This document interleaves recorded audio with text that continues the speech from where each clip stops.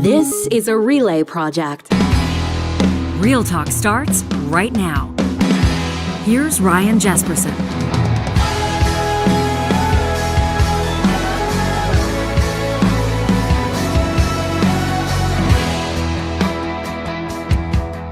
I want to thank you for joining us on this episode of Real Talk. In just a moment, we'll be going live to Israel, Harish, Israel, where we'll speak with a friend of mine from high school who spent the weekend in and out of bomb shelters with her family, her husband, and their 3 young girls. A deadly weekend, as you obviously know. The entire world is talking about a terrorist attack launched on Israel by Hamas fighters starting Saturday. A coordinated attack by land, by air, by sea that claimed well over 1,000 lives, with thousands more injured and, of course, hostages taken.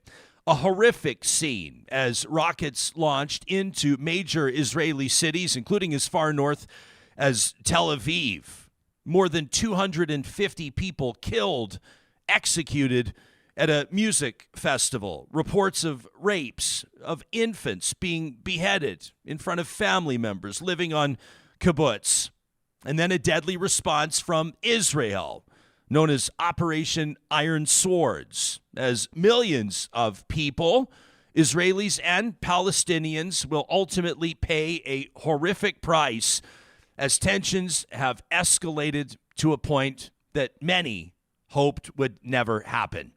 We'll be talking to Charles Adler about this in just a moment. We'll be taking a look at the response from around the globe. Many notable nations standing in solidarity with Israel, many pro-Palestinian demonstrations in cities, including our own. We're going to take a look at politicians' responses, what members of the public have to say, and ultimately what this means for a region that has seen warring, that has seen fighting throughout the Israeli occupation of Palestine. We're also going to take a moment to go back to an interview we had on this show back in May, one that raised a lot of eyebrows as Palestinian-Canadian activist Mousa Qasqas talked about Hamas and why Hamas operates. Of course, many spokespersons out of Palestine speaking on behalf of elected government there and the people, distancing themselves from the group, recognized as a terrorist group by Western governments, but still insisting that this violence is happening as a result of that occupation. If you're like me, the average Canadian, you're trying to make sense of this all. You're seeing this in a way that's twisting your gut, that's breaking your heart. And of course, you also recognize the very contentious nature of conversation around this conflict, most particularly when it involves people that may not have a fulsome understanding of exactly what's going on or how we got here. We're going to endeavor to learn more from the perspective of someone right now that I've known for quite some time. As a matter of fact, since I was 15 years old. Kinneret Ozeri was born and raised in Calgary. But after high school, she started traveling to Israel many, many times until about 18 years ago, she decided to set up her life there for good. She's since found love. She's married her husband, Ohad, and they have 3 beautiful daughters. She's joining us from their town, Harish, which is about halfway between Tel Aviv and Haifa. Kinneret, welcome to Real Talk, and thank you for making time for us. I won't ask how you're doing because I know that it's been a brutal past few days, but how are you and your family holding up? Hi, Ryan. A lot of people have been asking me this question, and the only way I can answer is by saying I'm safe. I live in a relatively safe area. I'm happy to be alive. I'm happy that my loved ones are near me, but I'm scared. It's hard to imagine what the past few days would have been like for anybody in this region, let alone people that are concerned about the well-being of their children. You sent us some family photos, one in particular, your 3 daughters playing on what appears to be a lamppost in a town square. You were telling me that was just Thursday. And all of a sudden, everything changed on Saturday. What was it like through your experience? Tell us about Saturday. Well, that picture is actually from Jerusalem. You can see the post has the emblem. And we had a wonderful holiday, celebrated Sukkot. And at the end of the Sukkot holiday is Simchat Torah, which fell on Shabbat. Simchat Torah is a holiday where we celebrate finishing reading the Torah and we start again from the beginning. It is one of the happiest days of the year. And on Saturday, we were supposed to make our way to synagogue, and we were stopped by a neighbor who came up to our apartment and told us that we will not be going anywhere. I had seen her husband rush home from synagogue a few minutes earlier, so I knew something was up. He's high up in the army. This is a religious family, and on the Sabbath we don't use telephones, we don't use automobiles, and nothing like that. But the Gaza started launching rockets at us, and everybody, all of the soldiers, got right into their uniforms, religious or not, had their phones on, got into their cars, got to the bases, and started getting things organized, because human life is valued above everything in Judaism. So what have the past few days been like? When we were coordinating this conversation, we appreciate you making time for us. You've let us know, for obvious reasons, the conversation may need to end immediately at any point if you're ordered back into your bomb shelter. You have a bomb shelter at your apartment, is that right? You've been in and out of it as rockets have flown overhead. What have the last 72 hours been like? Yes, because we live in a relatively new area. All of the apartments are equipped with bomb shelters. And so it's our spare bedroom. We've been told to stock up, have food, have toilet paper, anything that we'll need for 72 hours, enough water for everybody. Rockets are also coming in from the north now, from Hezbollah. They've joined in. And it kind of feels like how we felt during Corona, being stuck inside and, just... we have food. We're not starving. We're not in any way in a difficult situation like the people down in the south and in the people in the north. But we have to be on high alert all the time. Just before we started this conversation, there was a siren, and it actually landed in an Arab village right next to where we live. So you and I want to let people know your family was visiting Canada. You, your husband, your daughters. Just, I don't know, when did we have dinner? 6 weeks ago, something like that. Yeah. And we're catching up, and you're talking to me about life in Israel and how happy you are there, and how blessed you are by your daughter's experience there. You're finding fulfillment in your career, and we did talk a little bit about instability in the region. We did talk about how it's much different than the first 20 years of your life when you lived in Canada. But I have to imagine, as you told me, you were getting used to it. You told me it was something you didn't really think twice about. I have to imagine that's different now. How are you wrapping your mind around what's happening? This is very different. I think going into the bomb shelter, although it's difficult and it's uncomfortable, but you sort of do get used to it. It's not something that you should have to get used to, but you do.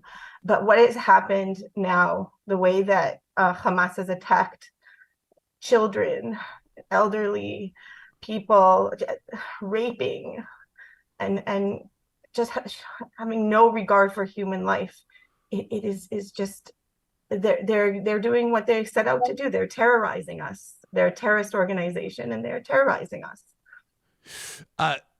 How would you describe the average person's feeling now when it comes to, and I'm not here to cast aspersions or to pretend like I know anything about national defense or border security or what have you, but Israel has long been seen as having the most robust, or some of the most robust, intelligence, border security, military capability, et cetera, on the planet. The entire nation appears to have been caught off guard here with this attack on Saturday. What are people saying? There are some theories. Some are conspiracy theories that that they did know, they did see, but I don't think that's the case. I can't see that happening. I think that we were really caught off guard. Usually there are quite a few troops that are set up along the border, so many, so that if there's even just the slightest movement, they're able to detect it. But for various reasons, there were some issues happening in the West Bank, and so some of the soldiers were moved up there. Also, some of the soldiers were moved into the other territories where people were celebrating Jewish holidays, and so because they're in the settlements, it's dangerous, and soldiers were sent to protect those people, and that is very controversial because it's a contested territory, and so should soldiers be sent there? Shouldn't they be protecting themselves if they choose to put themselves in that kind of danger by settling there? This has been, people are sort of trying to quantify this or to compare it to terror attacks, and I've seen some people call it Israel's 9/11 or Israel's Pearl Harbor. I will say that one thing that this attack or that this conflict has in common early on with 9/11 is those heartbreaking posters that were being put up by families desperate to find their loved ones. You had sent me a few examples of ones that you'd seen. I don't know if these are people that you know personally, but obviously I think it's hard for Israeli intelligence right now or the Israeli government to release numbers of people that were abducted, but It sounds like it was significant. Can you talk to us about that? Yes, fortunately, at this point, I don't know anybody personally from any of those posters, and I'm really afraid of what is to come and when we find out more about who we've lost. But of course, you can't live in Israel and not know somebody who knows somebody who was killed. And I'm a teacher, I'm a lecturer, I know a lot of young people, and so. Obviously that party that went on, everybody knows somebody.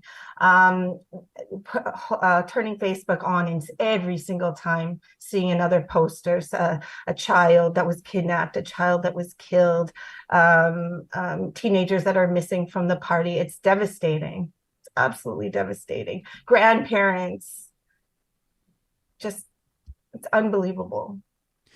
So you've got, the American president, the prime minister in the UK warning neighboring nations. They've not mentioned Hezbollah. They've not mentioned any groups by name, but they've strongly warned any groups that would, in my paraphrase, take advantage of Israel's vulnerability at this situation or take advantage of, what may be perceived as an opportunistic time to attack, to refrain from doing that, suggesting there'd be serious complications and consequences. It's been done. It's being done. My friends were up north actually for the holiday and came back with their family members because they live right up next to Lebanon and absolutely could not stay home. And just last night I took down mattresses and pillows, for her sister and her nieces and nephews. I mean, that's what happens. People just come and stay at other family members' houses. Kibbutzim, people from the kibbutzim who went through such horrors in the south have moved into kibbutzim in the center of the country. They all have a network so they can help each other and stay with each other. We come together. We always come together. So you've got American warships there. Yes. With fighter planes. Obviously, this has the potential to escalate in a big way. People are talking about nuclear implications.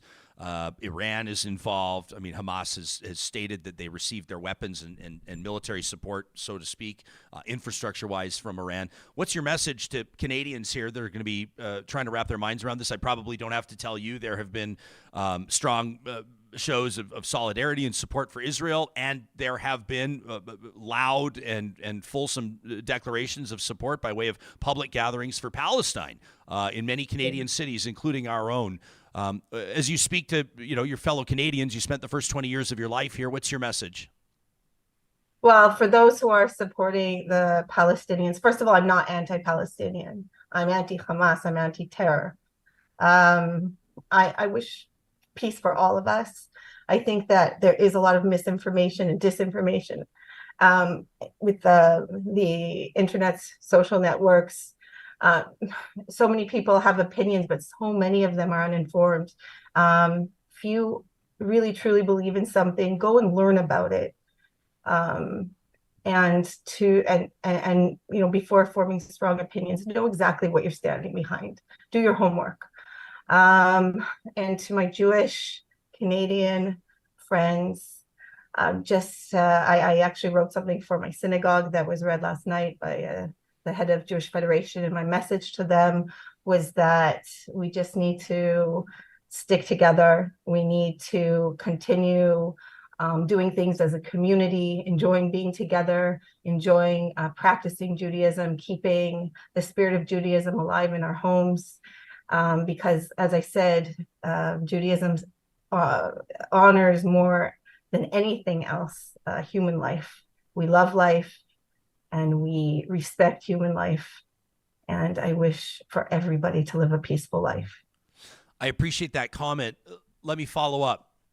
You say you're not anti-Palestinian. No. You say you're anti-Hamas.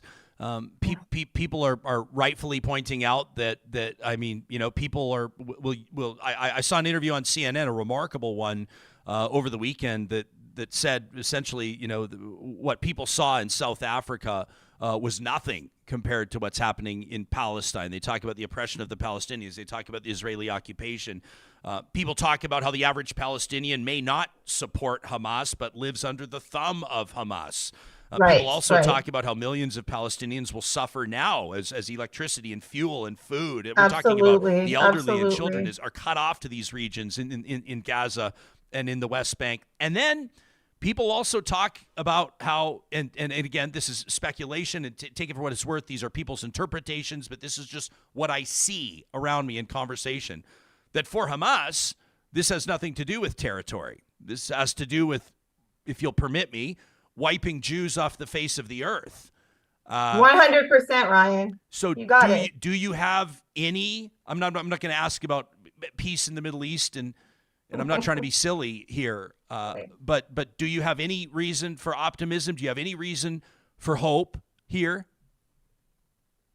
In terms of, and a positive or not a positive outcome here, but that peace will ever be reached in this region, that the story will ever cease to be a continuing one. As long as Hamas has control, as long as Iran and Lebanon and all of the countries that are anti-Semitic and don't want Israel to exist, it's going to be very difficult, but it doesn't mean we should give up.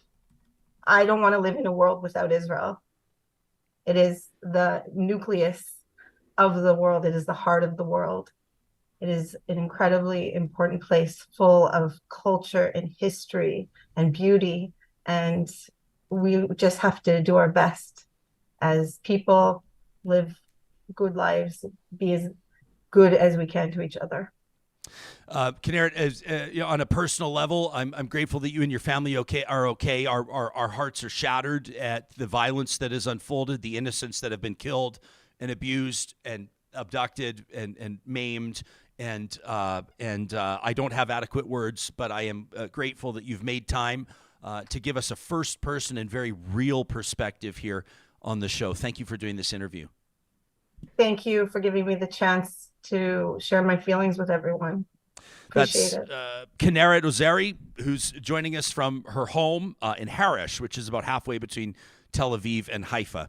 You can let us know what you think about what you're hearing here on the show. I see that word apartheid popping up, and I see a lot of people. I've seen a lot of people, and we're going to get into this with Charles Adler in just a second, organizing demonstrations, pro-Palestine demonstrations over the weekend in cities, including Canadian cities, St. Albert and Edmonton, talking about and almost celebrating what they're describing as decolonization in action. And I think it's horrific, and I think it's despicable. And I think the whole situation is heartbreaking and devastating to see.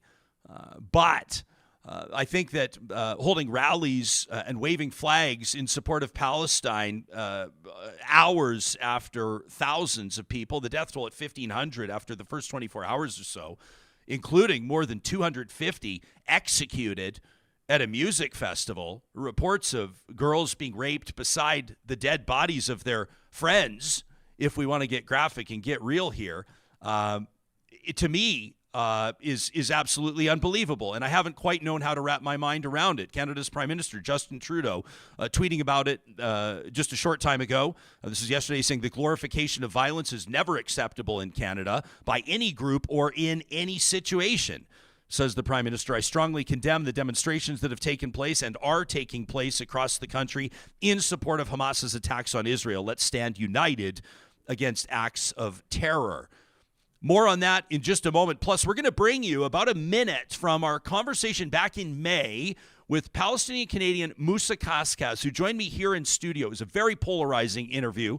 Saw a lot of feedback, put it that way, from people that were very grateful to hear his voice and some people that were absolutely furious to hear his voice on this platform.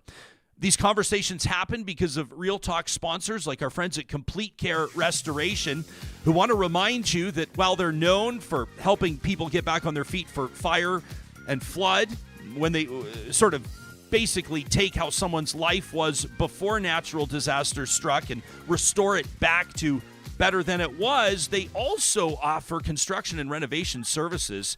We're seeing a lot of people, especially those with office space downtown, maybe condo buildings, reimagine, based on the housing crisis, based on post-pandemic realities, reimagine how they're using their space. The team at Complete Care Restoration has more than a decade of experience working in commercial spaces, and they'd love to talk to you about your next project. We give them 2 thumbs up based on our personal experience. You can find them online at CompleteCareRestoration.ca. Our friends at Friesen Brothers want to remind you that you'll find them in 16 different Alberta communities. Number 17, getting set to open this spring in Edmonton. Coming up on October 21st and 22nd, an all-you-can-eat German feast at the Friesen Brothers locations listed on their website. This is a German-inspired all-you-can-eat meal. You can find details on their October Feast all-you-can-eat buffet by visiting them in-store or checking out friesen.com/Oktoberfeast. And this is our chance to give a shout out to the distinguished alumni of the University of Alberta. That's right, we're getting set to push the limits of what's possible and celebrate those who are already doing exactly that. The alumni, the green and gold from the University of Alberta. Now, they're known for pushing the limits of what's possible, and that's why the 2023 Alumni Awards will honor the outstanding achievements of 30 University of Alberta graduates. From breakthroughs in surgery to revolutionizing Canada's investment landscape, these leaders have turned passion into purpose. You see Dr. Dina Hinshaw there on the list when you visit their website. And you can get inspired yourself as well. Delve into their incredible triumphs and learn how they're leaving a lasting mark on the world. Visit uab.ca/alumni23. That's uab.ca/alumni23 to see this year's changemakers. Charles Adler coming up in 60 seconds, but first, we wanted to revisit an interview on this show back on May 11th of this year. Mousa Qasqas, a Palestinian-Canadian living in Edmonton, joined us. Of course, this well before the violence that erupted this weekend. But he talked about Hamas, and he talked about the occupation of Palestinian territory. And he talked about how some people write off a Palestinian perspective. He said, essentially, not so fast. If they resist that bombing, well, we'll just call them terrorists. And that's exactly what's happening now, right? Any group like Hamas, I'm going to get into the controversial stuff. Hamas, they're a terrorist organization according to the Canadian government. Hamas only exists as a resistance group. If Israel wasn't there, Hamas wouldn't exist. If there was no occupation, Hamas itself in its charter says we are resisting the occupation of our people. And again, I'm not defending terrorism because I know right after this I'm going to get a bunch of lackeys from we both will, yeah. Israel Now and JDL and Meyer Weinstein and all these guys. They'll just come out and say, oh, well, everything he said, he's just a terrorist supporter, so forget it. Well, okay, fine. You want to say that, fine. But if you want to have an honest discussion, think about it. Think about it really deeply. Do you think that a resistance to occupation can exist without an occupation? right? I mean, an occupation in itself necessitates a resistance. Otherwise, you're just sitting down and dying. So all of these groups that are coming out, Hamas, Islamic Jihad, all of these groups, this is Israel's fault. When you bomb people and kill them, what do you think they're going to do? When you tell them that, hey, you're not allowed to use this road is for Jews only. They're the only ones allowed to drive on this road. You have to take this road that is that'll take you 20 minutes more instead of 1 minute, and also you're going to be stopped and searched on this road, right? And this is apartheid by no other, like, this is exactly apartheid. That was Mousa Qasqas on this show on May 11th of this year. You can find that full interview on our YouTube channel or wherever you get your podcasts. The first episode of every week, we're joined by legendary Canadian talk show host and Emmy Award winner Charles Adler. And this week feels obviously a little bit different, Charles, with unimaginable horror unfolding starting on Saturday. How are you wrapping your mind around it? Well, it's difficult. It's difficult to separate everything that I feel about my own heritage from what goes on here. This is the Jewish state that's being attacked by a group, and you heard from your guest a few moments ago, by a group that just wants to murder as many Jews as possible. And I think that is something you brought up as well. We can talk about root causes until the cows come home, and I'm sure I'd agree with your guest, at least the taped guest that you just ran a few moments ago, talking about comparing Israel to apartheid. He and I may be on the same page on 90%, 99% of what he's saying, and that's entirely possible. I'm not a supporter of Netanyahu. However, because you understand the roots of the problem does not give you the moral authority to sign off on genocidal warfare, which Hamas is engaged in as a terrorist organization, which is about murdering innocents, whether it's the hundreds who were murdered at that concert, whether it's the invasion of the kibbutz, which we are now told involved the cutting heads off. And I'm sorry if this demoralizes members of the audience. The truth will always demoralize you if you don't have the courage to face the truth. We have to have the courage to see what we see. And one of the reasons you're seeing many reporters and many people who are somewhat distant from the actual situation, many people who have no Jewish heritage, no Muslim heritage, no Palestinian heritage, and you're seeing them breaking down on various television channels, is because they are now seeing pictures of babies with their heads cut off. Some are seeing pictures of a woman who was murdered while giving birth, and the fetus is still attached with an umbilical cord to the woman. It's difficult to talk about. Dead woman, dead child. The idea that Hamas represents the Palestinian people is ridiculous. If Hamas had any respect for the Palestinian people, if Hamas didn't think of the Palestinian people simply as props in their effort to fulminate as much Jew hatred as possible, they wouldn't be doing this, because anyone who goes into a kibbutz and chops the heads off babies knows fully well that the families of those children, the communities in those areas, and the army that represents them is going to be doing horrible things to Palestinian men, women, and children. You cannot defend Palestine by committing genocidal warfare against the Jewish state. That's ridiculous. That's a non-starter. As far as Hamas representing Gaza, it represents Gaza because Hamas murdered members of Fatah, who are a more popular group and a more moderate group, and I use the word moderate with as much discipline as I can, because they are not a democratic organization either, but they are head and shoulders above Hamas, and that is why the people in the West Bank, being ruled by Fatah, have a much better economy and a much better life than the people who are ruled by Hamas. When you look at the hundreds of thousands of rockets, when you look at the expense that Hamas goes to conduct its warfare against the Jews, just imagine if that money was being used for universities and hospitals and building a tourist trade in one of the most beautiful parts of the world, which is what Gaza is. I'm not talking about the city of Gaza and 2 million people squeezed into a small area, but I'm just talking about its general location.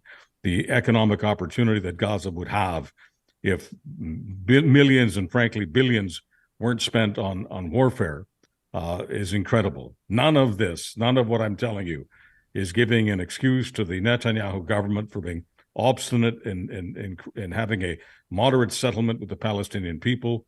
None of this preempts the idea of a Palestinian state, which I support. I don't know how any person who respects democracy cannot support sovereignty for the Palestinian people. So as I say, the guest that you had on, who was making the case that Israel is an apartheid state, I agree with him on many of the things he says, but I do not agree on the idea that because of the situation that Israel is in, with the political situation that Israel has with Palestinian groups, that absolutely guarantees that this kind of thing can happen. And there is no justification for mass murdering people, men, women, and babies. There's absolutely no justification for that. And if we fall into the trap of believing that in some cases mass murder is justified, then we shame ourselves as human beings. And you've got a horrific situation now where Israel and Netanyahu talking very specifically how his plan is essentially to inflict damage and punishment, retribution on a scale that Palestinians and in particular Hamas could not process. There will be thousands of casualties, many if not most of them innocent. I mean, it's for the average Canadian, Charles, that has that's endeavoring to have a working understanding of this, but can't understand the complexities. The average person is still going to say thousands and ultimately millions of people will pay some price for this, innocent people, and it's tough to wrap your mind around. Well, that's what the sadness is about on my face. You know, I can't stand seeing the mass murder of Jews, but there's one thing that always troubles me more than that. It's Jews having to retaliate in the way that they are retaliating right now. It's very, very difficult growing up with the traditions and the heritage that I grew up with, and seeing all this blood, which will be on the hands of Israel. It's easy to do the math. It's easy to say, well, Israel's reacting, Israel's responding, and I can sit here and say that all of the blood is on the hands of the Hamas, but I know bloody well that that's just not realistic. I mean, Israel feels at the moment, and I'm sure they have the support of the majority of Israelis, that based on how vulnerable they now know themselves to be, and until now they did not know they were this vulnerable, they could have some sort of minimal relationship with Gaza, and even though it's run by an organization that wants to murder as many Jews as possible, but those days are over. And now most Israelis feel, and the government and the military feel, that they need to wipe out Hamas. Well, how do you wipe out Hamas? How do you liquidate that group without a lot of, I don't like to use these words, collateral damage, because collateral damage seems to like such a clinical term. So let's just say what it is. How do you wipe out Hamas without killing many innocent civilians? If this doesn't bring sadness to everyone's face, regardless of their heritage, I don't know what does. These are sad days, and these days will not be short. I have no idea how long this war will be, but it won't be a 6-day war, and it won't be a 2-week war, and it won't be a 2-month war. It'll be much worse than that. Are you concerned that this escalates to the point where the United States is engaging with Lebanon, Iran? I am concerned about that. I'm always concerned that regional wars turn into world wars. Mm-hmm. To be brutally honest with you, we know that Vladimir Putin is spoiling for a much larger war. The idea, and I sometimes restrain myself. When I hear commentators and professors and people who should know better, when I hear them say that Putin simply wants a limited war with Ukraine. That is absolute nonsense. Putin wants a much larger war than just Ukraine. Putin wants much more than just Ukraine. And globally, there's no doubt in my mind that Putin would love to have a much larger war in the Middle East to distract the world from what he wants to do at this very moment, which is to gobble up as much Ukrainian territory as possible. And there's no way that the rockets launched into Israel and some of the butchery I'm not going to repeat details of that I described in just a few moments ago. There's no way that this doesn't play into Putin's hands. Bunny Slippers in the live chat on YouTube says we have two wars going on right now that could escalate beyond those borders very quickly. Tracy has I don't know how much we want to speculate. I don't know how productive that is. There's a lot of theories, and I had asked my friend Kinneret, who joined us, just as a civilian, how she's feeling and how her neighbors are feeling about Israel essentially being caught off guard on Saturday. And Tracy has an interesting question for you. She says, what do you think, Chuck, about the theory that information provided by Donald Trump about Israel being given to Putin was shared, and that's how Hamas snuck through? Tracy says it's a serious question. I'm not necessarily asking you to comment specifically on that theory. It may be dismissive to refer to it as a conspiracy theory, but everybody's got their theories on what could have happened here. But what do you make of that? Is Israel caught on its heels?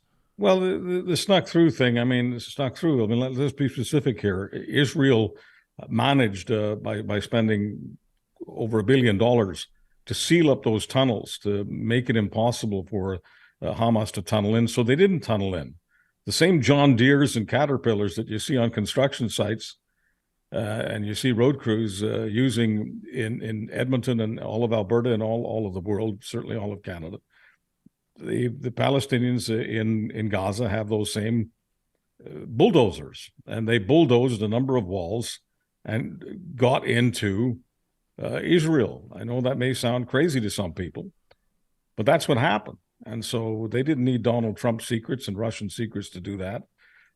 Should Donald Trump be put on trial for sharing secrets with the Russians? Well, of course he should. But I don't want to get all half-cocked about the notion that Donald Trump is responsible for this, or that Donald Trump's callousness at Mar-a-Lago and whatever business Donald Trump is involved in and likely selling secrets, because I don't think that Donald Trump ever does anybody any favors. I think everything's transactional with Donald Trump. So I have no idea how much of what's happening here has anything to do with the intel that Donald Trump shared with Russia. But I can simply tell you that whether you're American, Canadian, Jewish, Muslim, agnostic, as a secular, whatever you want to call yourself, if you're sharing secret intelligence, whether it's in the hands of Canada, whether it's in the hands of the United States, and you want to share it with Vladimir Putin, I want you in a box with cells, with bars for the rest of your freaking life. The idea that people want to justify Donald Trump's behavior, and I could go on into everything else that he's accused of and everything else that he's actually been charged with, which I'm not going to do and to take up all of your time. I agree. But especially when we look at what's happening right now in the Middle East and we look at who Donald Trump wants to share his secrets with, I'm sorry, Russia refused. I just want to put this on the record. Vladimir Putin had a chance to condemn the Hamas terrorism. He chose not to. I don't care which leader you are of which country. If you cannot condemn Hamas terrorism, you are not a morally legitimate authority, in my humble opinion.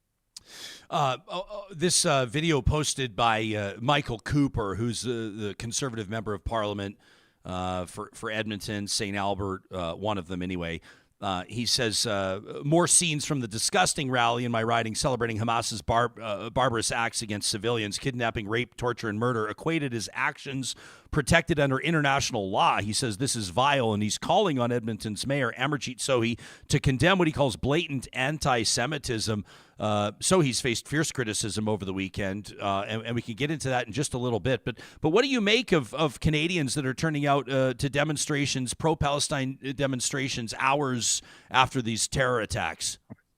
Well, as I say, there's no way to justify. You can talk about the Middle East peace process, and you can talk about Israel versus Palestine until the cows come home.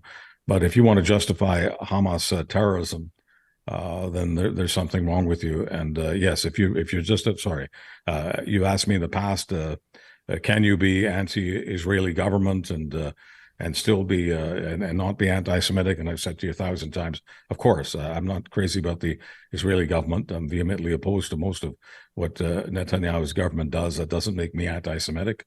And if I were Christian or Muslim or anything else, it still wouldn't make me anti-Semitic. But if you have trouble with the idea of condemning Hamas terrorism, and you support what Hamas has been doing in the last few days, killing and butchering civilians, then and only because they're Jewish, then you may have an anti-Semitic problem. You've got some people in Australia screaming "kill the Jews" and "gas the Jews." If someone wants to tell me that chanting "kill the Jews" and "gas the Jews," someone wants to tell me that isn't anti-Semitic, conversation's not going to last very long. Yeah, I was blown away to see people organizing rallies in support of Palestine, and I was blown away to see so many people attending them over the weekend. I just felt that it was just a horrific lack of judgment. I think that it celebrates terrorism and talking about how it's, you hear these people and the voices, I don't know who it was, or I'd certainly cite them in that video, the demonstration in Edmonton, talking about how this is decolonization in action. We've tried everything. We are entitled to this approach under international law. And I'm sitting there going, are you listening to yourself talk? Are you cutting the heads off babies is not something that is admissible in international law, no matter what your cause, no matter how righteous you think you are, no matter how righteous your cause. There are limits to what humans can do to other humans. And if you have trouble understanding that, get a library card, you'll get help.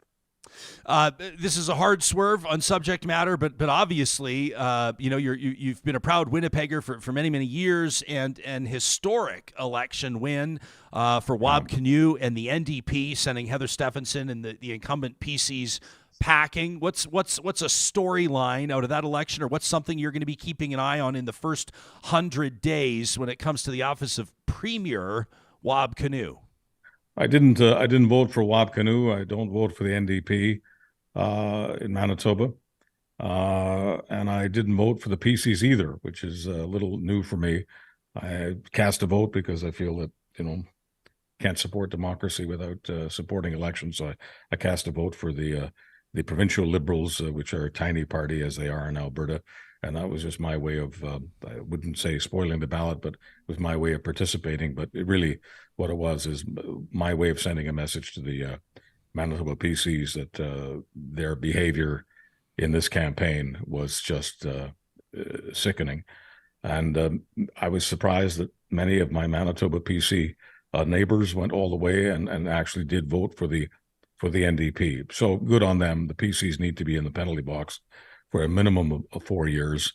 If you're asking me what's the most outrageous thing they did in the campaign, they decided to post ads taking pride in the idea of saying no to digging up the remains of 2 murdered young Aboriginal women. The slogan they used was "Standing Firm." So the idea of standing firm against the remains of murdered Aboriginal women, or the idea of standing firm, I guess, against Indigenous groups who were naturally the most vocal about demanding and even begging for some help in digging up those remains and trying to dig up the landfill for those remains. But the idea of posting ads expressing pride in saying no to the dig, and then of course that naturally got a pushback, a strong reaction from conservative voters, including people like myself in columns in the Winnipeg Free Press. And so the PCs decided to do another ad saying that if you feel ashamed of supporting the PCs, understand that you've got a secret ballot. Those are the words I'm using to interpret what that ad was about.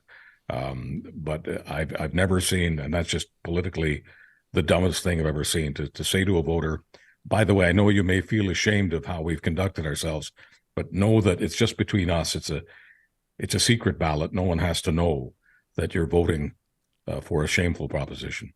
Yeah, I mean, to be honest, one of the worst provincial election campaigns in recent history, maybe in Canadian history, just for the simple fact that days and hours before the election, people that were sympathetic to the PCs were openly and publicly talking about how appalled they were at the campaign tactics. And I just think, like you said, 4 years in the penalty box. There could be, economic implications for some, depending on what Premier Kinew's budgets look like and the like. He's talked about fulsome supports for not just Indigenous populations, but others as well. He's talking a lot about fixing healthcare in Manitoba. He deserves a shot. I think that it's going to be an inspiring story to watch, in particular, if he's successful early on and wins over some people that may have initially been skeptics, but it's a story that also obviously has implications across the country. It breaks up that kind of conservative stronghold, right? Like, from Alberta all the way Ryan, through. There's one thing I'd like to say that I wouldn't say on anyone else's podcast, but I know that this is something that you feel, you understand, and means something to you.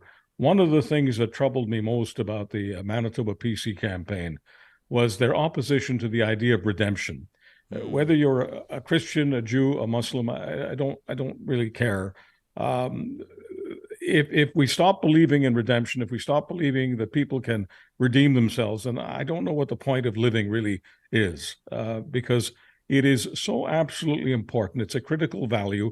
It's not a PC value or an NDP value, a right-wing value. It's not a Canadian value. It's an international, it's a universal human value, the idea that we can do better. And so much of the campaign was spent on reminding people of Wab Kinew, who is about to become the Premier of Manitoba, to remind people about his police record from the distant past. He has rehabilitated himself, he's reformed himself, and he is a good human being. And the idea that your message is that this human being couldn't possibly have redeemed himself, and the implication, the dog whistle implication, is because he's Indigenous.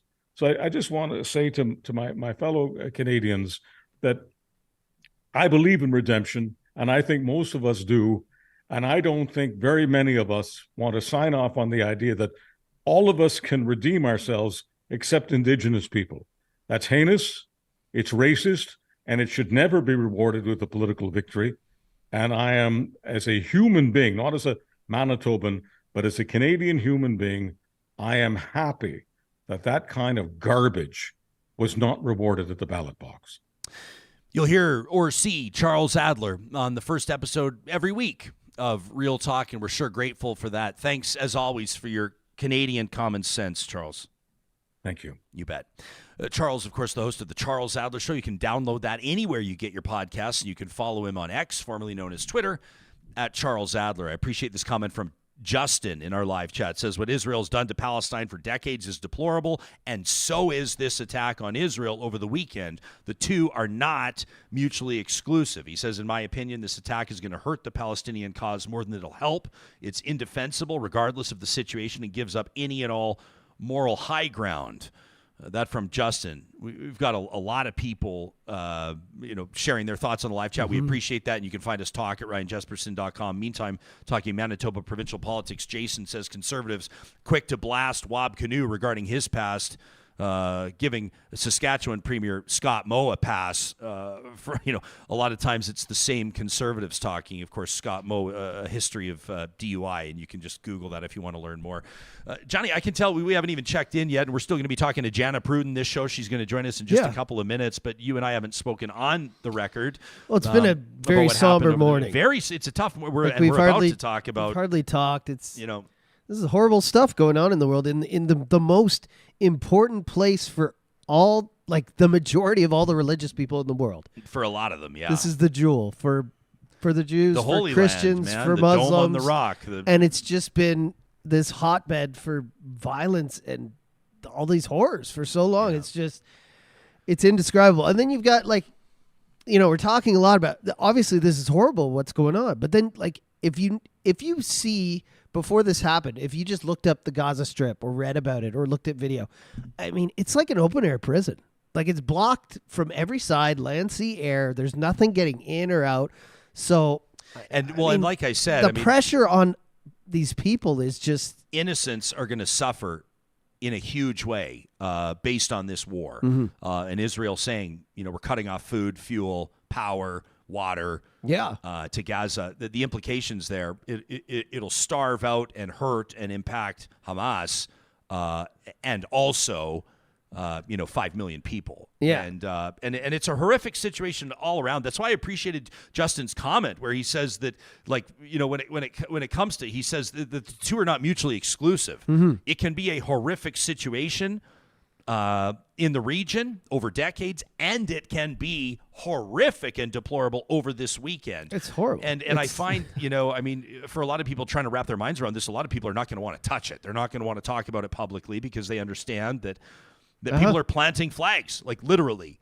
Even Amarjeet Sohi, I don't know if you saw, but a former city councilor and a former candidate for mayor, Michael Oshry, who is Jewish, absolutely lambasting Edmonton's mayor over the weekend for the fact that he had not made a statement unequivocally in support of Israel. As a matter of fact, this was Amarjeet Sohi's take to localize this a little bit. This is our mayor in Edmonton. When events unfold across the globe, his account tweeted, they can have a deep impact on people who live in our city. The attacks taking place in Israel and Gaza targeting innocent civilians are horrific. I know that many Edmontonians have friends and family in these areas, and I'm extending my support and empathy to them.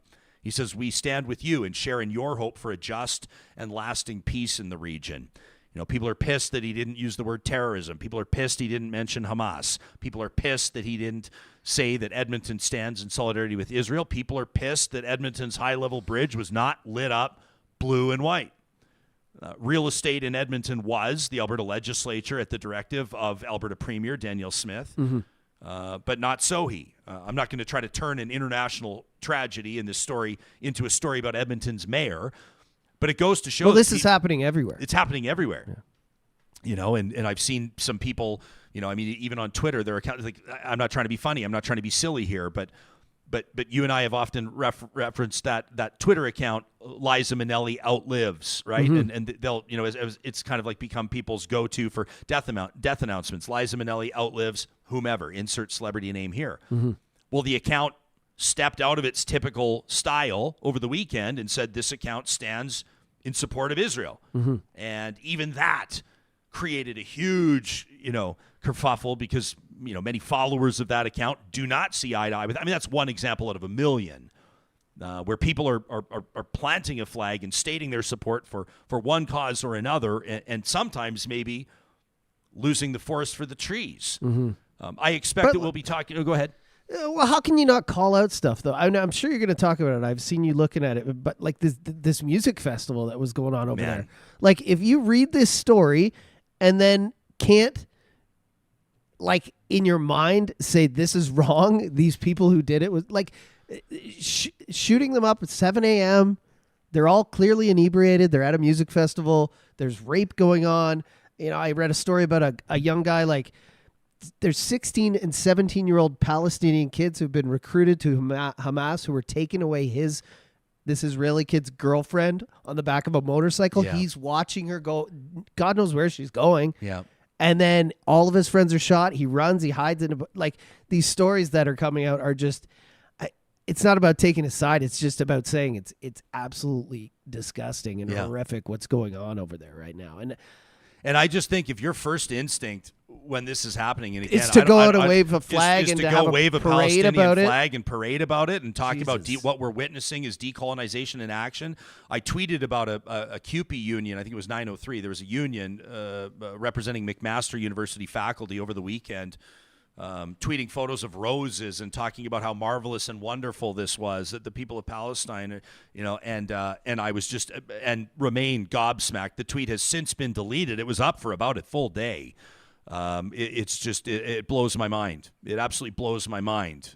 You could take issue with the United States and how the United States conducts itself internationally, but if your first instinct on 9/11 or 9/12 of 2001 would be to pick up Saudi flags and wave them at ground zero, I just don't know what to tell you. And I see a lot of people, trying to find some way to do the mental gymnastics to convince themselves that there's some justification for the horrors that were perpetrated on the elderly and on women and babies and unarmed civilians over the weekend. I can't even read about it. Like it blows me away to even read about it. And like, even how you're talking now, Ryan, some people are going to be pissed at you. I don't care. And even us talking here today saying these things are bad, people are going to get upset. And it's like just been what's going on there for absolute ever. We'll keep this conversation going. Obviously, these are conversations we don't want to have, but we do. And you expect us to have them on a show called Real Talk. You can let us know what you think anytime to talk at ryanjesperson.com. Jana Pruden's joining us in just a second. She's launched. We're talking about something completely different. It's still going to be heavy subject matter. I'm going to let you know. I know this audience is up for it. But she's just released the first 2 episodes of a podcast series through the Globe and Mail, In Her Defense, it's called. And this is an incredible story. It's a horrific story. It's a tragic story. A woman convicted of murdering her husband after enduring 30 years of absolutely brutal abuse. Jana was able to sit down with Helen Naslund on a number of different occasions as she was incarcerated at the Edmonton Women's Prison. And the storytelling that Jana does as a result is some of the best that I've ever heard.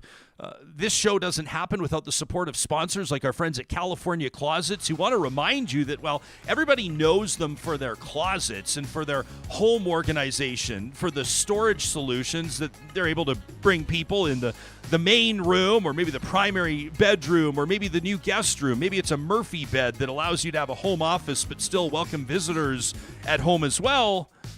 Sure, of course, that's what's made them famous, but have you seen what they're doing for people's garages? Yeah, that's right. The garage is the workhorse of the home, but oftentimes it's overlooked. It's where we just stash everything. It's where we throw things on the floor and forget about them. And then when you need that battery for the lithium drill, or you need that ice chipper to get the sidewalk nice and safe, never mind the garden hose come spring, you have no idea where to find it. Well, California Closets can change that for you. They're doing an amazing job with storage cabinets and helping people not just increase the value of their home, but also their enjoyment, their quality of life in that home, your biggest investment. You can see more about what they're doing for people's garages, designed to fit your space and your budget, by looking them up online. Get a free consultation at californiaclosets.ca. We're proud in our family to feed our dogs, Moses and Monroe, Grand Dog Essentials quality raw food, and we've seen huge benefit from Grand Dog Essentials, mostly on the health side. For Moses, it's been his joints that needed the support, and for Monroe, it's been, Monroe's actually living with some anxiety, to be honest with you, so she's got a supplement. She's got supplements that she's using, and we're finding all of them online at granddog.ca. You can check out the website right now, and don't forget the promo code REALTALK gives you 10% off your first-time order at granddog.ca. They deliver to Calgary. They deliver to Edmonton. They deliver to Central Alberta. You can learn more by checking out the Shop Now link. All products for dogs and cats as well, with Grand Dog Essentials quality raw food. And a shout-out to our friends at the Dairy Queens of Northwest Edmonton and Sherwood Park. I screwed up on something last week. I screwed up and I told you that the Sherwood Park, the Baseline Road DQ, was one of the top 5 busiest DQs in Canada. Johnny, I was corrected. It's top 2 in the country. It's top 4. It's top 4 in North America. Wow. I appreciate Michael Lieber, who's the dude, the straw that stirs the drink over there. He reached out and he said, I love all the love. I appreciate all the love. Everybody talking about our sauced and tossed honey garlic chicken strip basket. He said, but the people of Sherwood Park should be nice and proud that their DQ is the second busiest in the nation. We're talking Palisades, Nemeo, Newcastle, Westmount, and Baseline Road. When you go to pick up a chicken strip basket, you let them know that Real Talk sent you. Kind of a heavy morning for obvious reasons. We're talking about conflict in the Middle East, and now we're about to talk about a story that I know is a difficult one to process. But if there's anybody in the country that can do a story like Helen Naslund's Justice, it's Globe and Mail feature journalist Jana Pruden, who joins us in studio. It's so nice to see you. Thank you for making time for us today. Thanks so much for having me on. Yeah, I wanted to let people know, sometimes just a little peek behind the curtain, that we had you scheduled to be first this morning. Everything happened over the weekend, and so I want to recognize your flexibility and let you know how much we appreciate it. You've been hanging out in our green room. The story of Helen Naslund, you tell it masterfully. You've done so in print, and now a podcast released the first 2 episodes just today. A new podcast series in her defense. The story of Helen Naslund as told by you, Amber Bracken, and your talented team. Helen Naslund's story didn't first get on your radar until, well, she had been tried. She was being sentenced. That's when you first had it land on your radar, yeah? Yeah, so there wasn't actually a trial. She pleaded guilty to manslaughter and was sentenced to 18 years as a joint submission between her lawyer and the Crown. And so I heard about it through the local news. Johnny Wakefield from the Edmonton Journal has done excellent reporting. And the case had sort of flown under the radar until her sentence came out. And many people around the country were really outraged. And I wrote her a letter 2 days later. Yeah. Would you talk to us, for people that aren't familiar with the story, tell us a little bit about who she is and how it got to the point where she shot her husband in his sleep and dumped his body in a dugout with the help of one of her sons. I mean, 30 years of abuse before that night. Yeah, she's someone who lived with very severe domestic violence, intimate partner violence, and a lot of abuse in the household to the sons as well.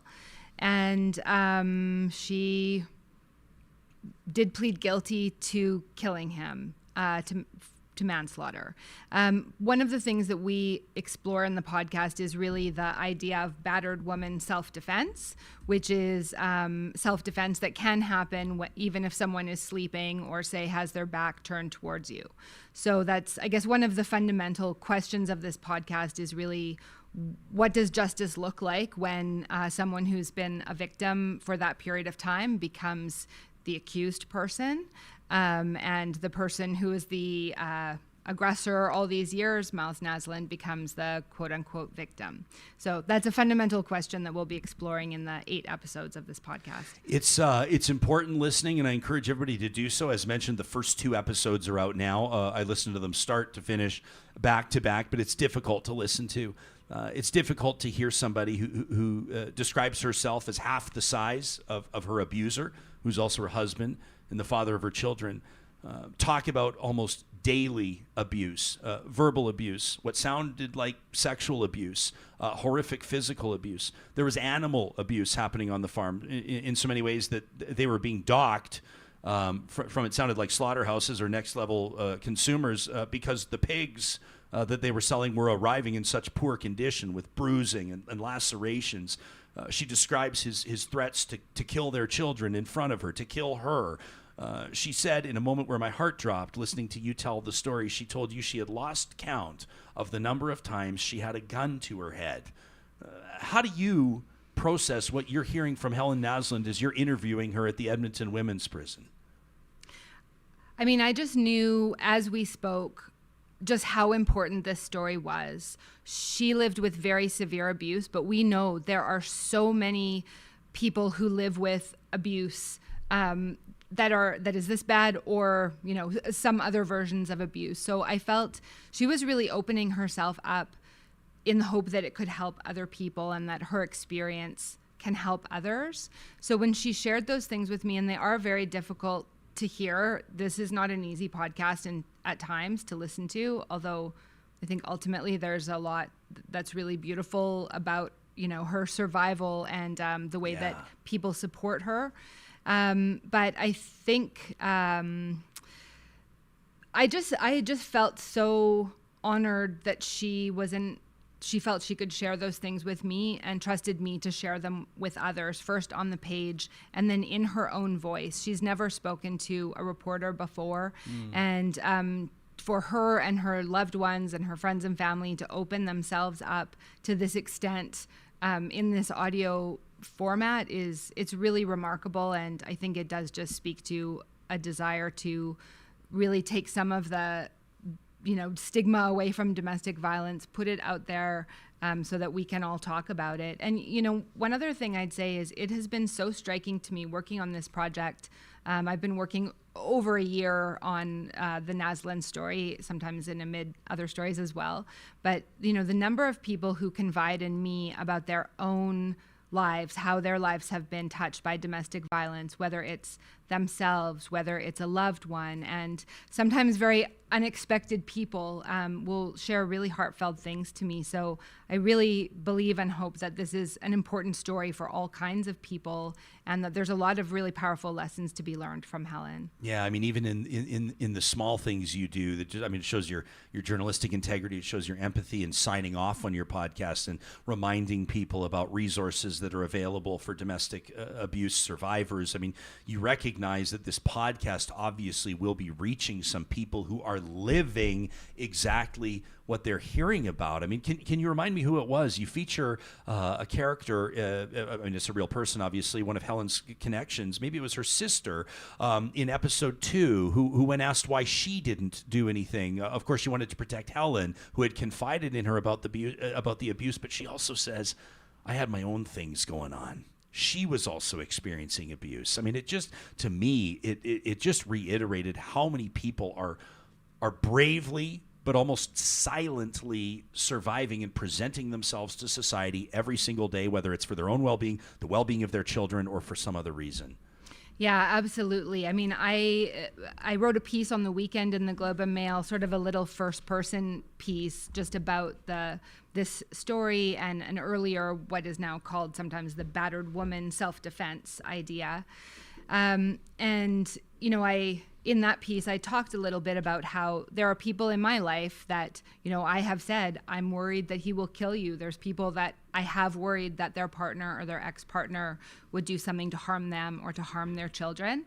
And in that piece, I wrote, it's personal for me, but it's personal for you too, even if you don't know it. And the numbers statistically, I mean, anyone listening to this either has been affected by domestic violence themselves or someone they love has. That's just simply the numbers. And sometimes we know it because people are able to confide in us, and sometimes we don't because people are hiding it. Or like Helen, they think they're hiding it even if they aren't. Helen's community, a lot of people saw that something was going on, but no one knew what to do about it. And to me, that really speaks to this necessity of community action. And that in the end is what helps Helen.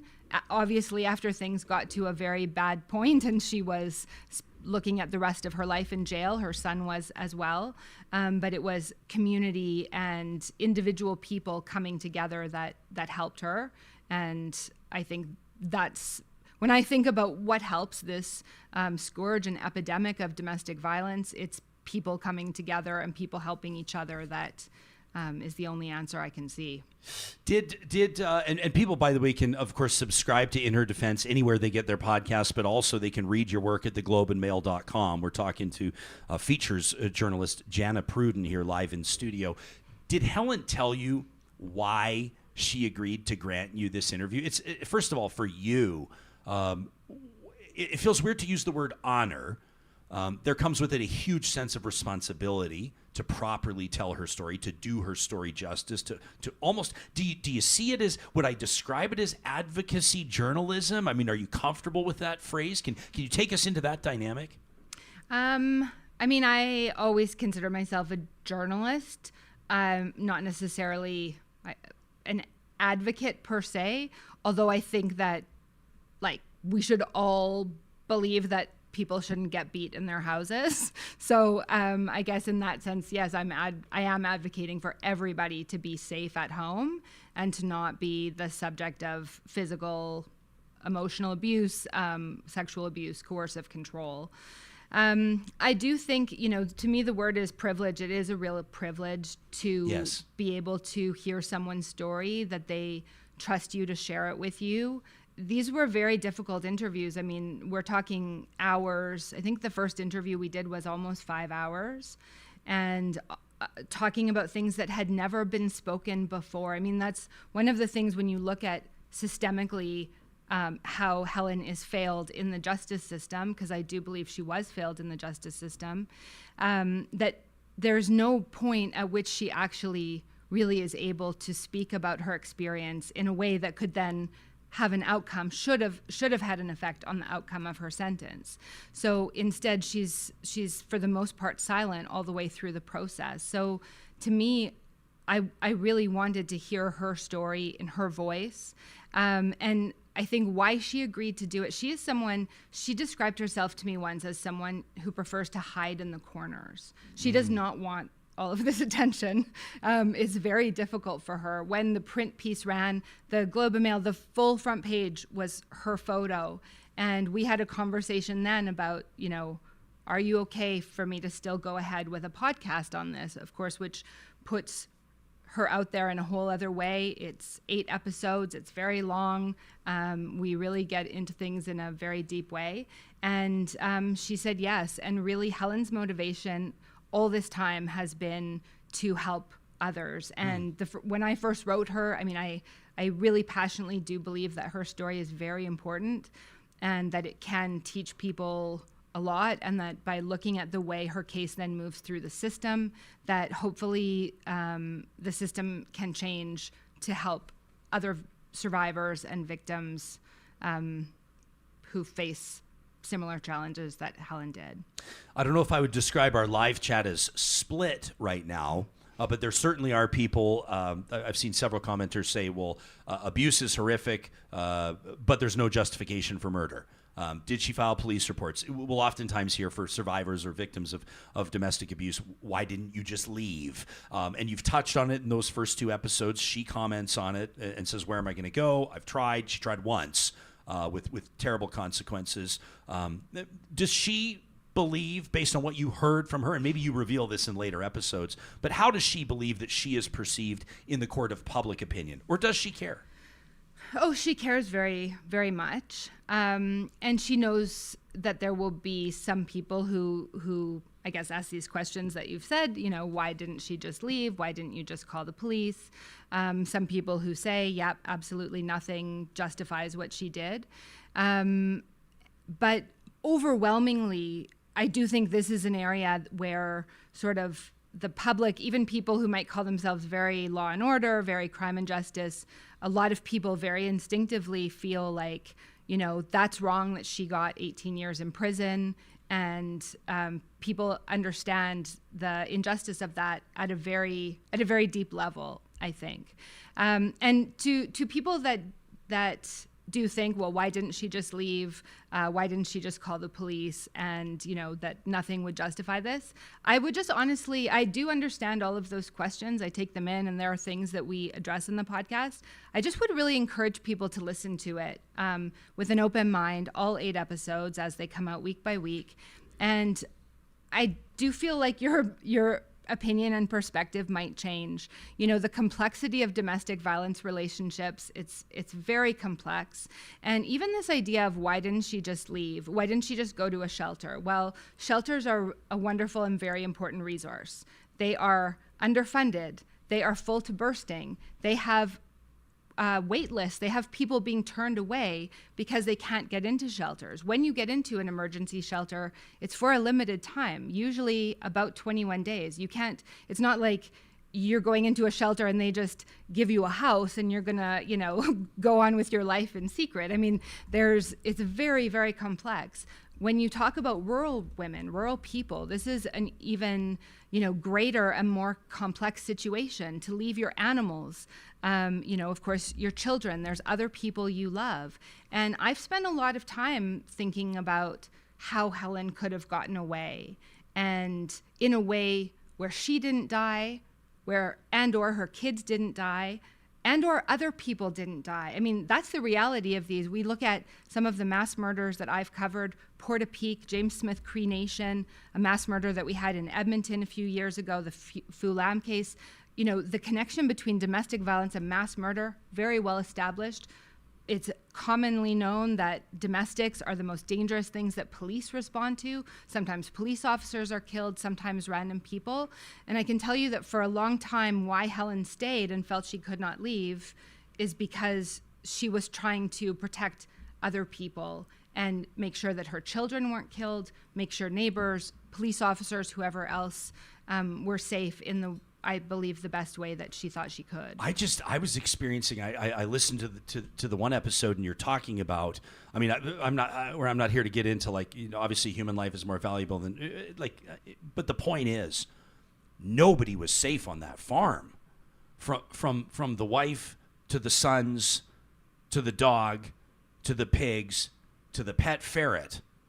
Nobody was safe. It is a horrific reality to try to comprehend, but you cannot, unless you've walked miles in these boots, unless you yourself are a survivor, cannot understand what that stress, what that anxiety, what that pain would be like. I mean, people, you know, she tells you how she desperately wanted some normalcy for her boys when they were young, to be able to have kids to come over and play at the farm. The abuser, I'm referring to him as, his initial response was always no. And then when she finally got the green light, then other families who had seen bruising around her eyes and had heard the rumblings in small rural communities about what was allegedly or what was going on didn't want their kids there. I mean, there was no normalcy for these boys.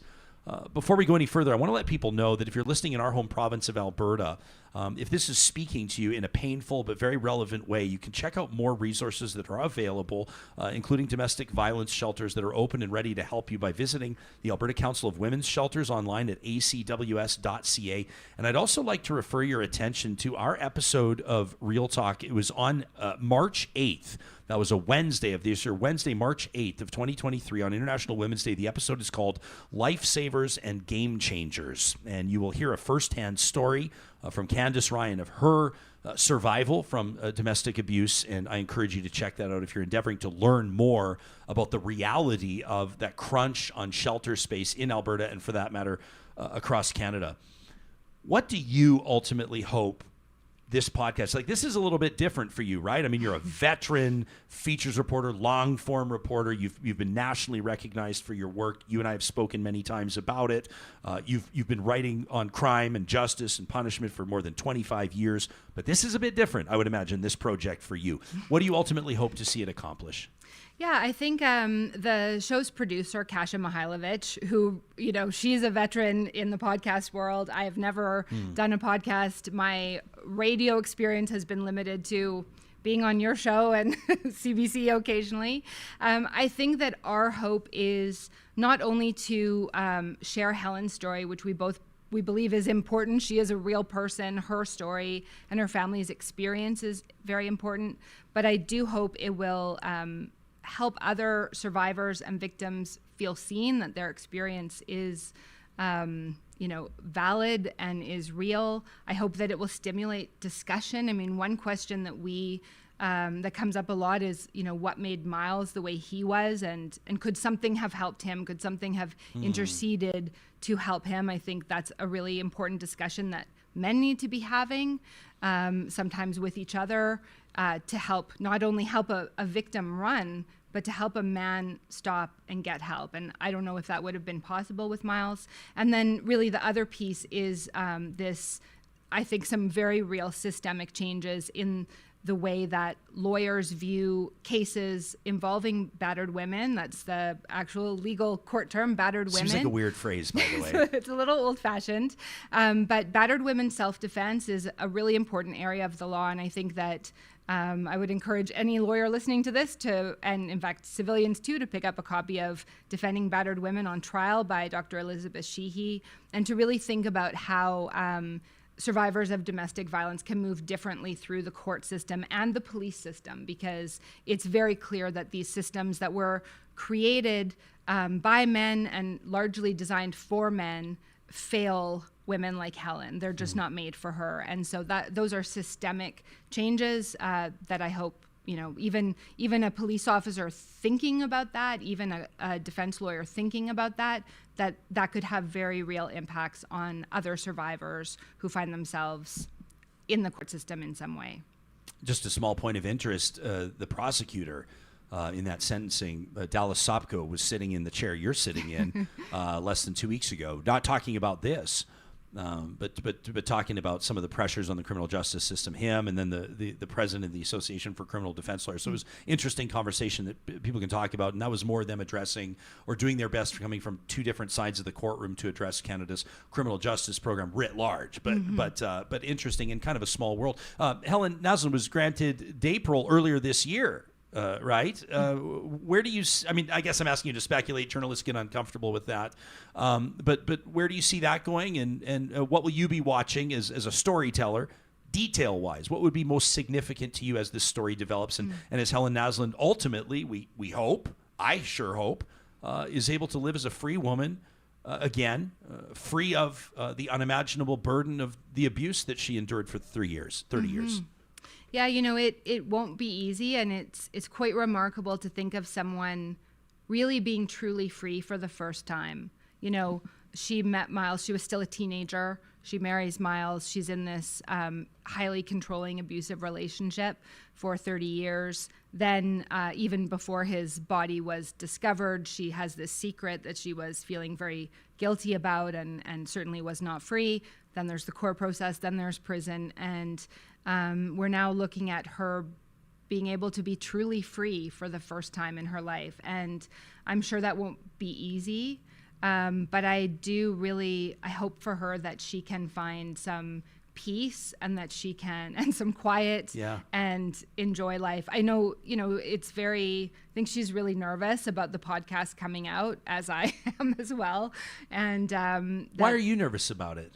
Well, I really want to do this story justice. Yes. And the show's producer, Kasia Mihailovich, and myself, we feel so passionately about that. And we have been working really full out since we started working together on this.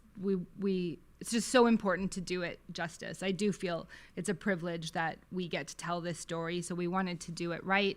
It is a new kind of reporting for me. One thing, it's not only me narrating it, there's tape of me doing interviews. That feels very vulnerable. That's not normally part of, a written piece. A lot of people don't like to hear their own voice. No, that's, I think a couple weeks in at a certain point, I was like, okay, now I don't want to gouge my ears off out every time I listen to a piece of it. So that's probably a good thing.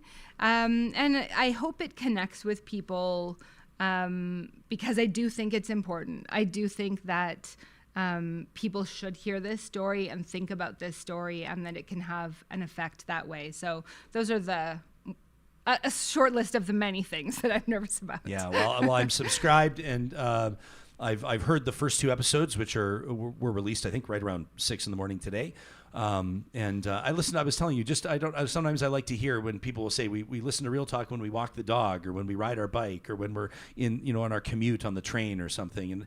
And for me, it almost felt like a sacred hour today. I was up at 3 this morning, traveling back on the QE2 from our family Thanksgiving in Calgary to Edmonton, and in the quiet darkness of a sparsely populated highway at that hour. And as the sun was sort of preparing, at dawn to rise, and you could start seeing the outline of hay, of the bales that are still out there, and of the outlines of some of the barns. And I'm listening to you and Helen tell that story. It was quite frankly an unforgettable experience, and that's a credit to you as a storyteller. It's one thing.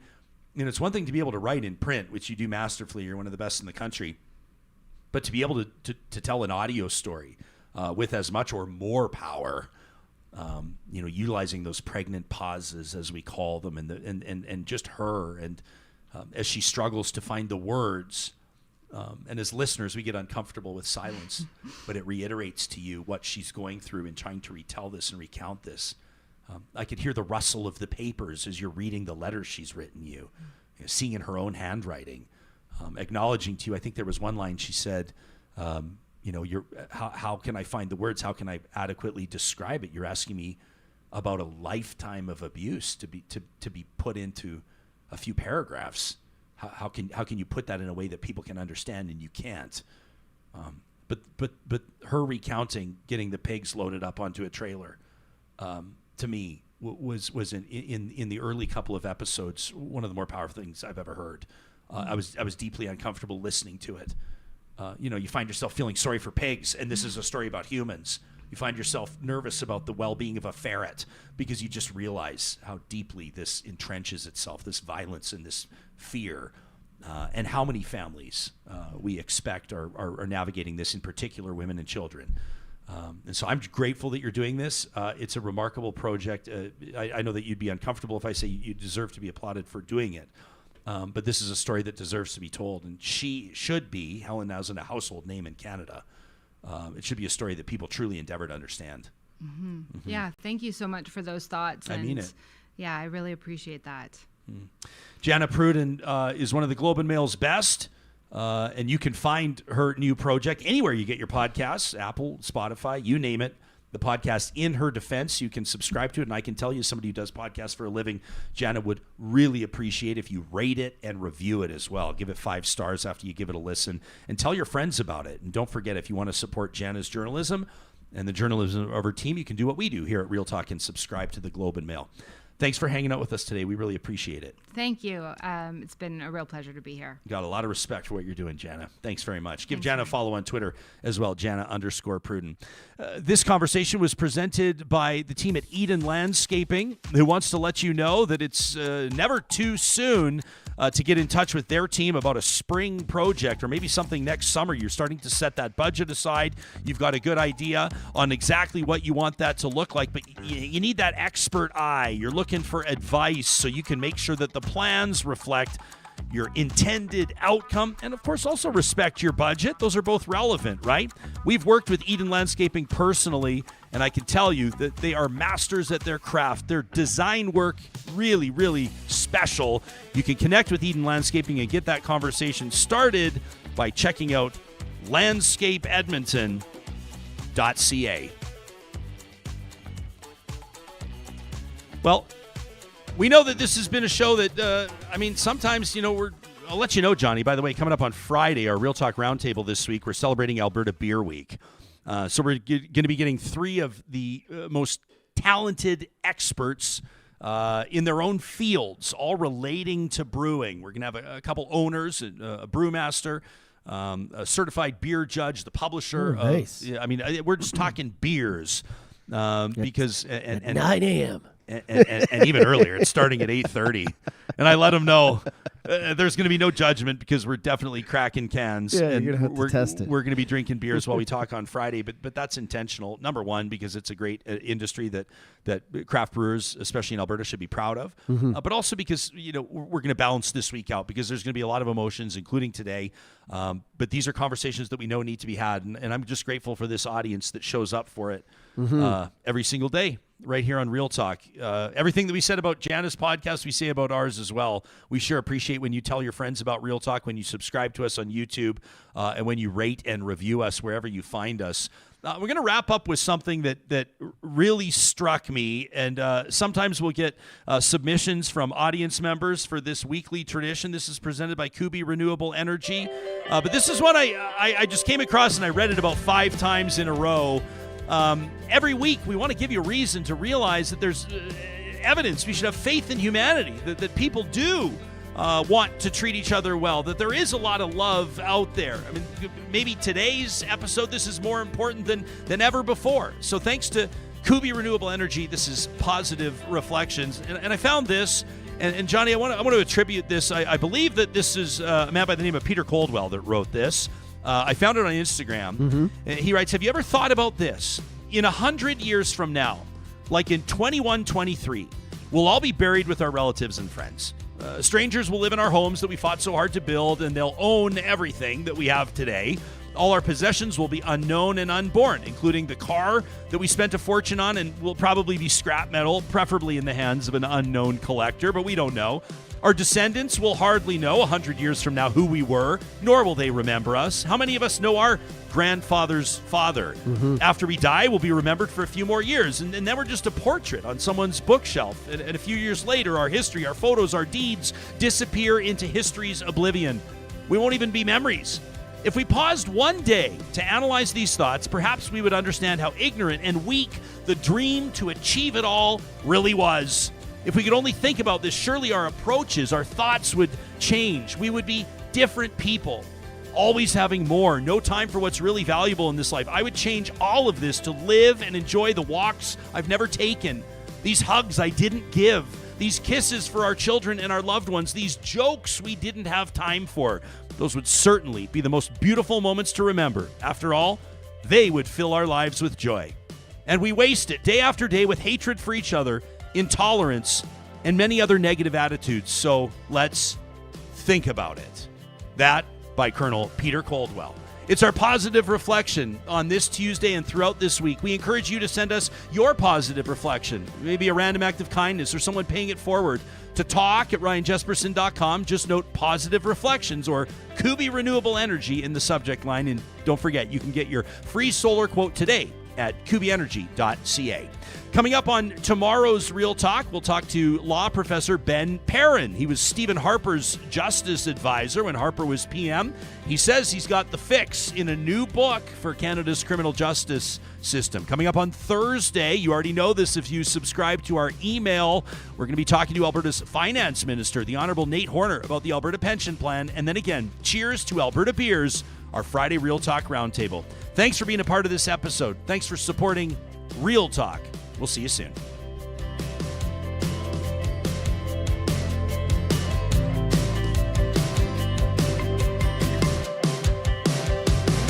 Real Talk is hosted by Ryan Jesperson, executive producer Josh Dunford,